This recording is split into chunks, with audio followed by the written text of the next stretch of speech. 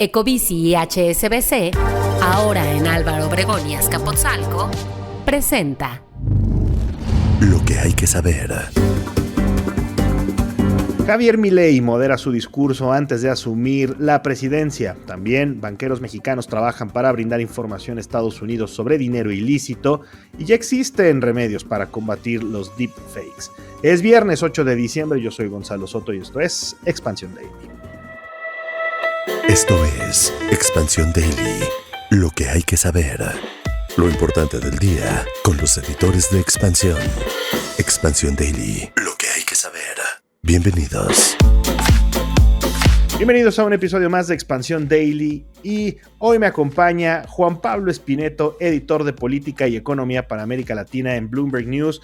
Juan Pablo, ¿cómo andas? Gonzalo, qué gusto. Oye, espero que con menos susto después del sismo que tuvo epicentro allá en Puebla, 5.7 de intensidad. Yo sí me asusté un poco allá. Bueno, no nos dio tiempo, ¿no? Esa es la realidad. Cuando son estos tan cercanos, sí, para cuando escuchas la alarma ya estás corriendo, ¿no? Pero bueno, como pueden escuchar, Juan Pablo es además nativo argentino y lo invitamos porque es un especialista en, ya los mencionaba, política y economía de América Latina. Este 10 de diciembre, Juan Pablo, Javier Milei, el presidente electo, se va a convertir formalmente en presidente de Argentina. Es un personaje que en los últimos días ha dado mucho de qué hablar. Hemos visto que ha moderado su discurso.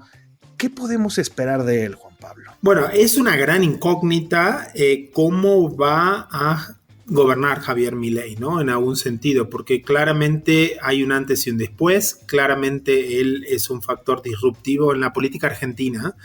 Y él llega con un mensaje de cambio muy fuerte que fue ratificado en las urnas, ¿no? Su victoria con casi 56% ha sido una de las más amplias en la historia reciente de Argentina. ¿Cómo va a gobernar? Lo vamos a saber en los próximos días, probablemente a partir del mismo 10, del domingo, porque él va a presentar inmediatamente, se esperan medidas económicas, ¿no? Uh-huh. Lo que sí hemos visto en estas semanas entre que él gana esa segunda vuelta el 19 de noviembre y hoy, vimos un Javier Milei que claramente cambió su estrategia, ¿no? Él venía con, vamos a dolarizar, vamos a cerrar el Banco Central, vamos a cambiar y a eliminar la casta, lo que él llama la casta de la política argentina. ¿Qué pasó en estas 3 semanas? Bueno, no se cierra el Banco Central, el ministro de Economía va a tener control, puso a un aliado en el Banco Central, no va a haber una dolarización, por lo menos al principio, y muchas de las figuras de lo que se puede considerar la casta política están en el gabinete de Javier Milei. Juan Pablo, tú fuiste uno de los pocos periodistas que entrevistó a Javier Milei después de que ganara la primera ronda. Tuviste ahí una entrevista ahí con Bloomberg News interesantísima y él, incluso en esa entrevista, en esa charla contigo, todavía ponía sobre la mesa la eliminación del Banco Central, todavía ponía sobre la mesa el tema de la dolarización de la economía argentina. De ese Milei que se sentó frente a frente contigo a este que estamos, ¿te ha sorprendido la distancia que han tomado? Primero la entrevista la hicimos antes de lo que llama paso, las internas, fue en agosto, no fue en la primera vuelta, pero igual, ¿no? O sea, okay. no cambia mucho porque sí sorprende, ¿no? Ahora, la realidad es que lo que nosotros le decíamos en esa entrevista fue ¿de dónde va a sacar los dólares para dolarizar la economía argentina? Y él en esa entrevista hace toda una teoría que claramente no era posible entonces y que hoy, después de él ser electo, entonces la realidad pesa un poco más, ¿no? Entonces, no me ha sorprendido tanto su moderación en sí me ha sorprendido la decisión de descartar a alguno de sus aliados más cercanos, ¿no? Y esto es una cosa que hablamos hoy en Bloomberg, tenemos un profile que les recomiendo que busquen, porque está muy interesante. Hablamos con más de una docena de personas que conocen bien cerca a Javier Milei y lo que hemos visto fue que muchas de estas personas muy cercanas que estuvieron paso a paso con Milei durante la campaña, hoy no tienen ningún acceso al presidente electo, no forman parte del gabinete, no están cerca, ¿no? Su estrategia ha sido, vamos a buscar gobernabilidad. Y eso tiene sentido, tengo que decir, él solo tiene 8 senadores, tiene 38 diputados. Solo eso no le alcanza para pasar ninguna ley en Argentina. claramente necesita apoyo político. Entonces lo que ha buscado fue asociarse con el resto de los partidos. Y entonces toma a Patricia Bullrich, su ex rival en la primera vuelta, toma incluso al vicepresidente de Patricia Bullrich, toma algunas personas del peronismo incluso. Y ese va a ser su primer gabinete. Yo creo que, ¿cómo entendemos esto? Lo entendemos porque Javier Milei cree, y creo que es correcto, va a ser juzgado por cómo es su desempeño económico, si logra o no contener y bajar la inflación en Argentina. Juan Pablo, ¿cuál es el sentir en estos momentos de la gente en Argentina que votó por él? Ya lo decías, además, por un margen muy amplio, un margen histórico. Votaron al tipo de la motosierra, votaron al tipo irreverente, votaron al tipo que no es Javier Milei. ¿Cómo está la situación ahí? No, yo creo que eso, obviamente, él gana con ese 56% y eso está vivo, ¿no? Tenemos que esperar sus primeras medidas, sus primeras decisiones. Yo creo que no vamos a ver a ese Javier Milei irreverente, vamos a ver ese Javier Milei distinto, porque eso lo vimos en otros casos, por ejemplo, en el caso de Bolsonaro, aunque hay muchas diferencias con Bolsonaro, pero esa cosa que les hace a estos personajes ser presidentes no cambia. Ellos encontraron una fórmula para ser presidente y obviamente mantienen esa fórmula. Ahora, una cosa es la fórmula retórica, otra cosa muy distinta es cómo hago para pasar leyes, y leyes que van a ser muy radicales.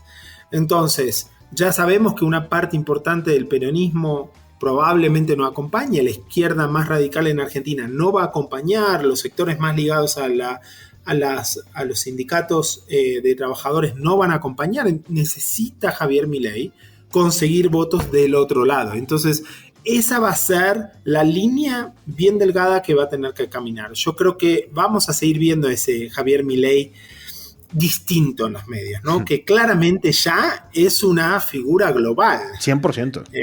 100%, o sea, Gonzalo, a mí en las calles de Ciudad de México, mis vecinos, los padres de compañeros de mis hijos en la escuela, amigos, todos me preguntan, Javier Milei, el doctor de el pediatra de mis hijos me preguntó, ¿qué onda con Javier Milei, no? Es todo un fenómeno, y ahora que mencionas la parte de México, hacia allá quería llevar también esta conversación, porque ¿qué va a pasar en la relación bilateral? No es que necesariamente haya históricamente una relación muy cercana entre México y Argentina, la verdad es que es una falsedad eso, sin embargo, también es cierto que Milei ha tenido un lenguaje pues poco, vamos a decirlo, afortunado, tanto con el presidente López Obrador como con el gobierno mexicano, y también el presidente, vaya, pues ya dijo, se ¿no? la devolvieron, ¿no? Sí, exacto. Entonces, ¿qué esperar de la relación bilateral? Yo creo que no es una prioridad, pero no por México. No es una prioridad China, no es una prioridad Brasil. De hecho, lo que hemos visto bien interesante es que en esa entrevista que mencionabas al principio, él me dice, yo con China no quiero saber nada, yo con Brasil no quiero saber nada con comunistas. Que se arregle el sector privado y que hagan comercio ellos. Y la realidad es que eso sonaba como, bueno, vamos a cortar relaciones, y no, puso a Diana Mondino, una persona muy, muy preparada, como ministra, secretaria de Exteriores, y ella va a tener esa relación bilateral. Yo creo que eso es bueno. Obviamente Argentina en esta situación no necesita pelearse con nadie. Uh-huh. Y eso ha sido una buena reacción. ¿Qué puede pasar con México? Como dices bien, la relación comercial no es muy intensa. Creo que la relación cultural, emocional, es mucho más cercana, ¿no? Pero comercialmente México mira a Estados Unidos, Argentina mira a Brasil. Ha habido algún acercamiento durante este gobierno, se ha reabierto el mercado de carne para Argentina en México, pero no mucho más. Y entonces yo creo que no va a ser un gran cambio ahí en cuanto a lo que es la relación bilateral. Antes de cambiar de tema, Juan Pablo, ¿será Milei la solución? Y bueno, ahí es la gran pregunta, ¿no? Argentina tiene una situación de una inflación superior al 140%, que se está acelerando cada vez más. Probablemente termine diciembre con cercana al 200%. No hay países, Gonzalo, con inflación de esos niveles, ¿no? Realmente no hay espacio tampoco para políticas graduales. Pero correcto, como sabemos en la historia de América Latina, políticas de shock son traumáticas. y generan problemas y políticamente son difíciles. Él ya dijo esta idea de que Argentina va a estar en esta inflación por los próximos 12 a 18 meses. La realidad es que Argentina ya lleva muchos años de esta inflación. ¿Le va a alcanzar o no? Lo vamos a saber a partir del 10 de diciembre, pero lo que te digo es muy interesante este proceso porque realmente es una ruptura con lo que estábamos viendo hasta ahora. Y no te quiero comprometer, Juanpa, pero espero que aquí nos acompañes pues por lo menos cuando veamos algunos avances. Con gusto, cuando quieras. Oye, Juan Pablo, vamos a cambiar de tema porque ayer anduvo también por acá Janet Yellen, la secretaria del Tesoro estadounidense, se reunió con banqueros mexicanos y ambos países, México y Estados Unidos, firmaron un acuerdo para el análisis de inversiones extranjeras que puedan representar riesgos para la seguridad nacional. Es un tema sobre todo de dinero ilícito. Vemos como funcionarios estadounidenses cada vez más activos con el tema de los negocios ilícitos que puedan surgir en la relación bilateral. Tenso esto, pero también importante que se den pasos. Sin duda, y lo que vemos es, la realidad es que fue una reunión muy, muy diplomática, ¿no? No vimos nada fuera de lugar. Creo que el highlight fue Janet Yellen comiendo tacos. Comiendo tacos. En Gabriel ahí en la Cuauhtémoc, ¿no?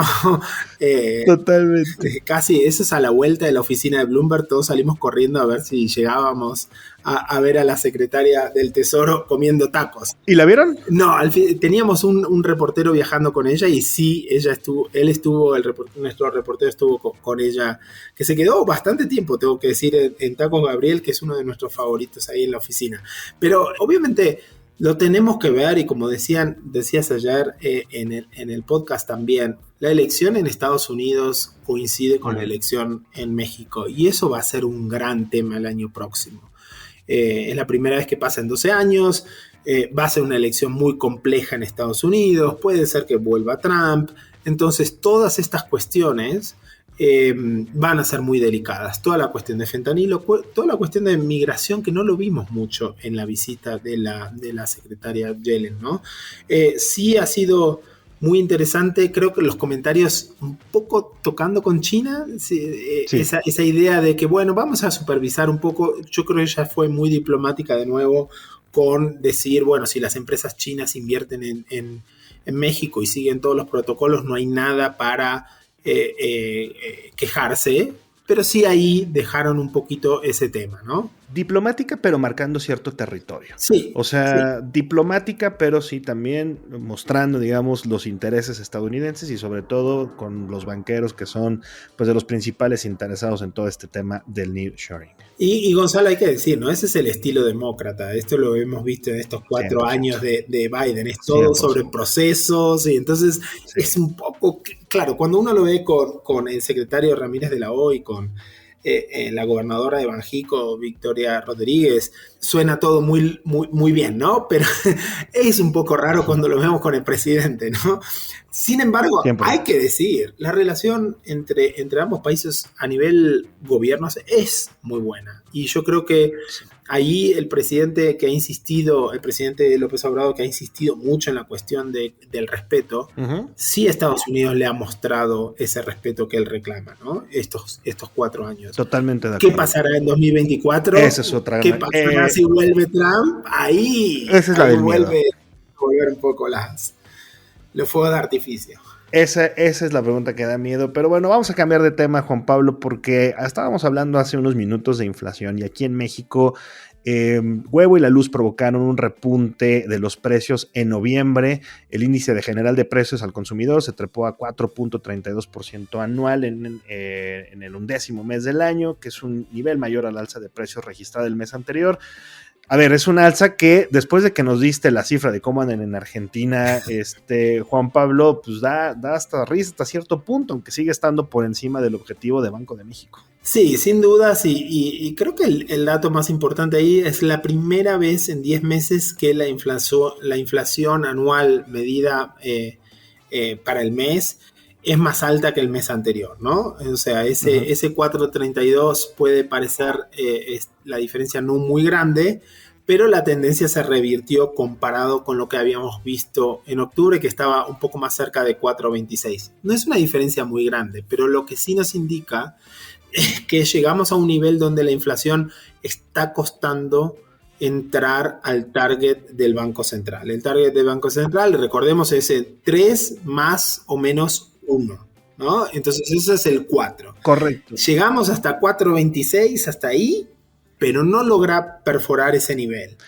Y las previsiones son que no lo haga por un cierto tiempo. Y yo creo que ahí es donde se empieza a complicar un poco más la cuestión. Y hace unos días, de hecho, Jonathan Heath, subgobernador del Banco de México, mencionaba acerca de que todavía esta pelea con el tema de la inflación no está resuelta y sin lugar a dudas para todos aquellos que esperaban quizá para 2024 que comenzaran a bajar las tasas, que se abaratara un poquito el dinero, en pro también de un mayor crecimiento, un mayor dinamismo económico, parece ser que este dato pues simplemente nos manda por la borda eso.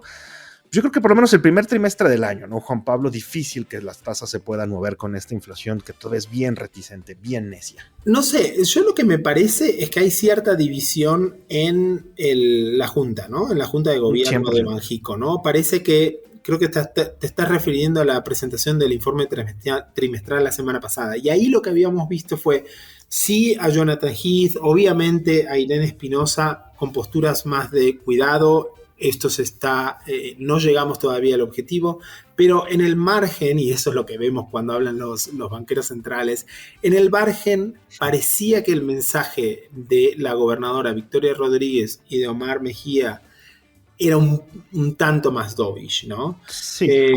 Y entonces, claramente la semana que viene tienen que decidir, claramente la semana que viene no van a cambiar la tasa. No me sorprendería igual que sí veamos un recorte en la primera parte en el primer trimestre del año próximo. ¿Por qué? Bueno, porque aunque tengamos estas presiones, para parte de la Junta, el salto de tener una tasa a 11.25 comparada con una inflación en torno a 4.30, sí te da una tasa real, es decir, la tasa menos la inflación de 700 puntos, de 7 puntos porcentuales. Eso es bastante alto para el histórico de Banxico. Ahora, la pregunta es, ¿quieren mandar la señal un poco apresurada de que van a cortar la tasa o van a esperar a que realmente la inflación entre en ese rango de 3% más un punto, es decir, que baje abajo de 4%?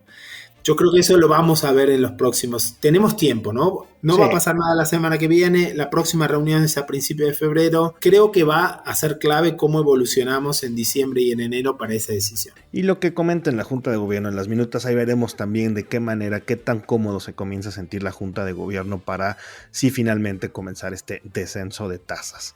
Pero bueno, cambiemos de información, Juan Pablo, porque después de todo el drama allá en Nuevo León de Samuel García, Movimiento Ciudadano se puede convertir en esta nueva bisagra allá en la Cámara Alta, tanto para el tema de la Suprema Corte, magistrados y más. Ahora sí que digamos, tratar de darle la vuelta a lo que le hizo el PRI y el PAN allá en el norte del país y pues vender más caro todavía su amor. Sí, ahí la pregunta es si eso no va contra la idea de Movimiento Ciudadano, ¿no? La idea de Movimiento Ciudadano es: nosotros somos la nueva política, nosotros somos el partido que nunca gobernó y que no se vende y que traemos figuras y caras nuevas, ¿no? Yo entiendo que hayan quedado muy enojados con lo que pasó, pero me parece que tienen que tener cuidado con esta idea de decir, bueno, entonces como estoy muy enojado con el PAN y el PRI, entonces me voy con Morena. Eso creo que puede caer mal a su propio electorado. Entonces, una de la otra cuestión es, van a demorar bastante en definir a su candidato a presidente, ¿no? Si tenemos que esperar hasta el 20 de enero. Sí. Para entonces, de acá a 6 semanas, ya creo que las campañas van a empezar a estar cada vez más acaloradas. Entonces, me parece que yo entiendo que hayan quedado muy enojados, pero también tiene que pensar cuál es su marca como partido, porque el riesgo es quedar como un partido satélite de Morena. Y esto, digamos, de jugarle a la bisagra, esto de meterse, digamos, a la rencilla política en decisiones como lo es, por ejemplo, la aprobación de la nueva ministra de la Corte la próxima semana, pues también es un arma de doble filo, ¿no, Juan Pablo? Y que no necesariamente, como dices, en un proceso en el cual todavía están definiendo a su candidato, pues puede ser, digamos, el mejor camino en estos momentos para MC, que, insisto, después de todo el drama de Samuel, trae la marca tocada. Sí, me parece que ese es el riesgo, ¿no? Obviamente ellos se habían destacado como ese tercer lugar, ¿no? Incluso te acuerdas, hace unos meses estaba todo ese debate si realmente tenían que tener candidato, ¿no? Sí. Y entonces quizá no debieran tener candidato, no lo sé. Pero sí esa cuestión de que, bueno, por más que uno esté enojado, el riesgo es grande de afectar la marca. Y recordemos que el éxito de Movimiento Ciudadano ha estado justamente en gobernar en esos territorios locales, ¿no? Están apostando a tratar de hacer una buena elección aquí en la Ciudad de México. Entonces, su electorado es muy particular y van a tener que tener un fine-tuning ahí para lograr hacer ese paso, ¿no? Así es, Juan Pablo, pero bueno, ya es viernes, Juanpa, mejor vámonos con una información positiva. Aunque a veces parezca, no todo está perdido. ¿Te ha tocado, Juan Pablo, ser víctima de estas imágenes generadas por inteligencia artificial, conocidas como deepfakes? Uno cree que no, porque dice, claro, periodista, ya está especializado en esa cosa. Caí como un perejil, como decimos en Argentina, la semana pasada con este video que se viralizó en Twitter sobre esta pareja de cazadores que matan a un león y que entonces viene atrás un león después a vengar a su compañero y los mata a los dos. Y realmente es tan real que yo pensé que este otro león se había comido a los cazadores, pero no fui el único. En Twitter había mucha gente diciendo, finalmente este león hizo justicia por su compañero. Realmente todo era falso y eso es una señal de que cada vez es más complejo poder identificar eso. Y si lo sumamos a política, peor. Totalmente, y de cara a elecciones, muy grave. Pero bueno, de acuerdo aquí con un texto, nuestra colega Ginger Yabur nos mencionaba que, de acuerdo con AWS, hay una tecnología que se llama marca de agua con la cual se va a poder identificar de una manera mucho más sencilla estas deepfakes. Yo te digo la verdad, qué bueno que existan estas tecnologías, porque de verdad yo sí estaba preocupado. Yo sí he caído por lo menos un par de veces. Digo, no he posteado, no he publicado, pero sí que me compro la imagen y digo, esto sí está terrible, o será verdad, será falso. Pero bueno, por lo menos ya tenemos herramientas para identificarlos, Juan Pablo. Sí, totalmente. Y ahí el riesgo es cuando te llega directo al teléfono, sí, ¿no? Vía TikTok y esas cosas. Cuando me mandas todas esas imágenes y te las compro, Juan Pablo. No, yo solo mando de Messi. Eso. Juan Pablo Espineto, muchas gracias por habernos acompañado en este podcast de viernes. Gonzalo, un gusto. Buen viernes para todos. Y recuerden que toda la información sobre estos y otros temas están disponibles en expansión.mx y leemos sus comentarios en las redes sociales de Expansión, @expansiónmx. Nos escuchamos el lunes.